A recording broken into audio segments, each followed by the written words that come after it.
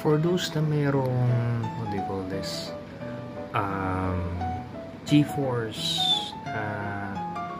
GPU, and syempre meron yung app, it would, if you open the app, it would tell you to update it, and it will update it dito na sa bagong ng app. And this is actually, wait lang, meron siyang yung sa drivers mo, meron siyang sa home, and meron dito yung mas ma-check mo yung sa pag dito yan, optimize ng iyong mga games or mga apps, yung performance ba or quality. Hindi mo na kailangan mag-login actually, magla-login ka lang if you want to redeem yung mga rewards.